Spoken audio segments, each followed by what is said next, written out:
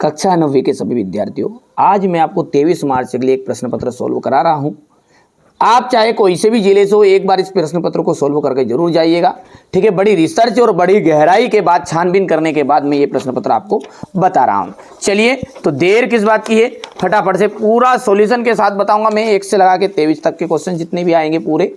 ठीक है, यहां से आपको देखना है, ताप बढ़ाने पर निम्नलिखित में से किसके आयतन में कमी होती है। तो ताप बढ़ाने पर जो निम्न के आयतन में कमी होती है ना, वो होती है ठोस के, द्रव के, कि गैस के। तो तीनों के ही आयतन में कमी होती है। 2 या 2 से अधिक परमाणुओं का समूह क्या कहलाता है? 2 या 2 से अधिक परमाणुओं का समूह कहलाता है अणु। ठीक है,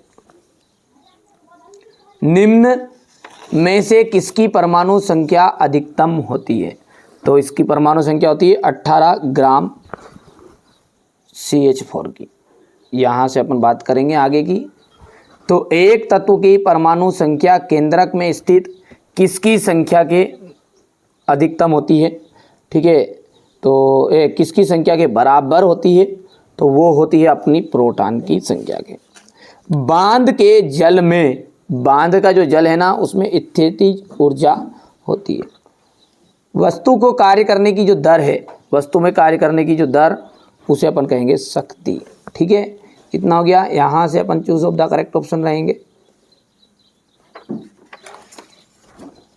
ये आपका क्वेश्चन नंबर 3 रहेगा, 4 रहेगा, 5, 6। ठीक है, समस्थानिक एक ही तत्व के परमाणु हैं जिनकी परमाणु संख्या भिन्न भिन्न होती है। ठीक है, यहाँ पर जो है ना, समस्थानिक जो तत्व होते हैं ना, उनकी परमाणु ऐसे परमाणु होते हैं ये कि जिनकी द्रव्यमान संख्या भिन्न भिन्न होती है। कौन? समस्थानिक तत्व। तो यहाँ पर लिख देते हैं समस्थानिक। कोशिका सभी जीवों की मूलभूत इकाई है, तो ये हो जाएगा कोशिका। श्रव्य तरंगों की परास, श्रव्य तरंगों की परास जो होती है ना, 20 हर्ट्ज से 20,000 हर्ट्ज तक होती है। तो ये हो जाएगा 20 हर्ट्ज से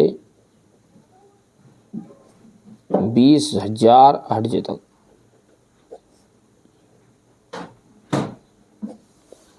ठोसों की अपेक्षा द्रवों में विसरण की जो दर है वो अधिक होती है।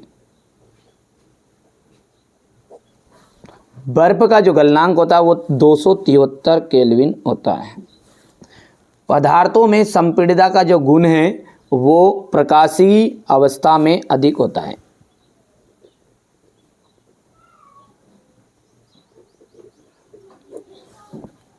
ठीक है, हो गया इतना। इसके बाद में अपन बात करेंगे, तो यहां से देख सकते हैं कार्य की जो इकाई है वो क्या है? जूल है।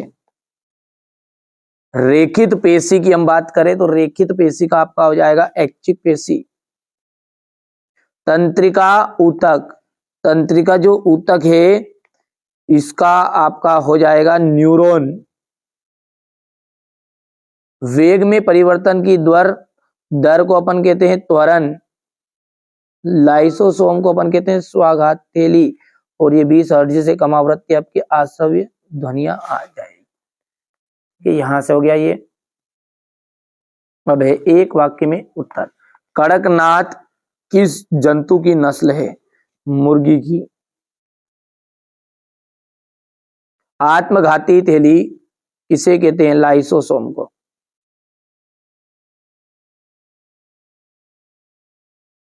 जड़ों एवं जल एवं लवण का संवहन किस ऊतक के द्वारा होता है? जाइलम के द्वारा। वेग में प्रति सेकंड होने वाली कमी को हम कहते हैं मंदन। सरल आवर्त की जो गति का एक उदाहरण देना है, घड़ी की, घड़ी के पेंडुलम की गति। गोखारू, गाजर घास, मेधा। ठीक है, ये किसके उदाहरण है? खरपतवार के। हो गया इतना।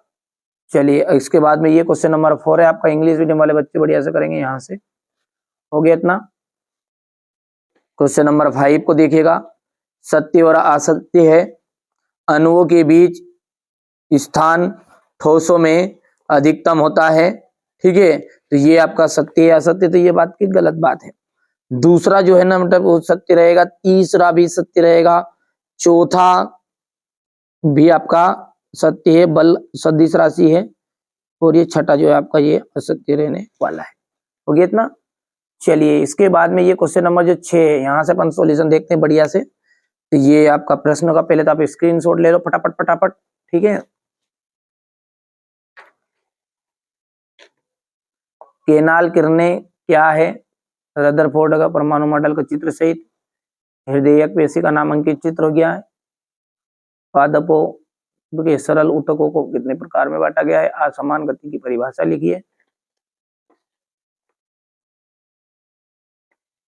ये क्वेश्चन नंबर आपका 14 रहेगा। ये 15 द्रव्यमान और भार में अंतर, क्वेश्चन नंबर 17 हो गया। ये 18,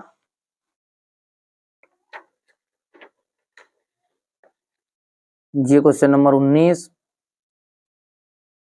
ये 20, 21, 22 और ये 23। टोटल 23 प्रश्न है और 23 ही प्रश्न मैंने आपको बता दिए हैं। तो ये तो रहा आपका पेपर। चलिए इसको सॉल्यूशन को देखते हैं ना। चलिए यहां से क्वेश्चन नंबर 6 से अपन देखते हैं, यहाँ ध्यान से, है ना। ये इसका अथवा है। क्वेश्चन नंबर 7 में निक्षेपण किसे कहते हैं? क्वेश्चन नंबर ये 7 का अथवा यहां पर देख सकते हैं।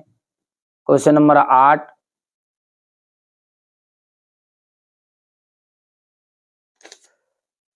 यहां पर अथवा है।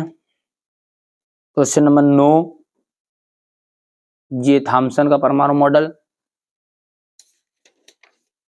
जहां पर देख लीजिएगा रदरफोर्ड का परमाणु मॉडल है। ये बोर के परमाणु मॉडल की व्याख्या करनी है, तो ये क्वेश्चन नंबर 10 का अथवा हो गया है। हो गया। इसके बाद में ये हो गया।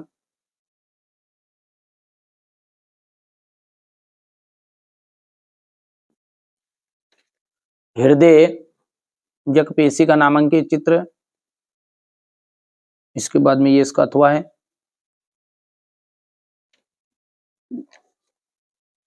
इसके बाद क्वेश्चन नंबर 12 को आप देखिए, ये इसका अथवा।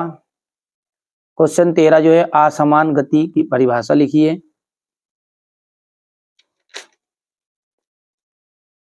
एक समान गति से आप क्या समझते हैं? स्क्रीनशॉट लेते हैं आप, बढ़िया से स्क्रीनशॉट लो, घबराना नहीं है ना। ये क्वेश्चन नंबर 14 है। बल का एसआई मात्रक समझाइए।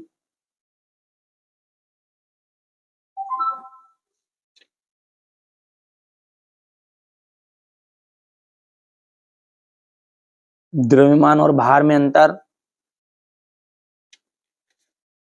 न्यूटन का सार्वत्रिक गुरुत्वाकर्षण का नियम लिखिए। उत्प्लावकता से आप क्या समझते हैं? ये इसका अथवा है। अर्धसूत्री विभाजन क्या है?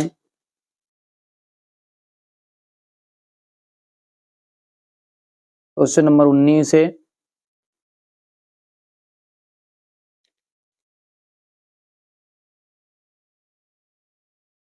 ये यहां से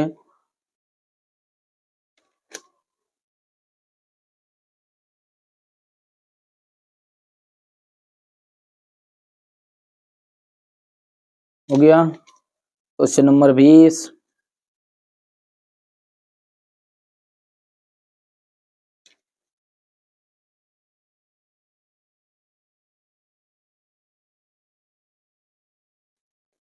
ये क्वेश्चन नंबर 21, अणु और परमाणु में अंतर।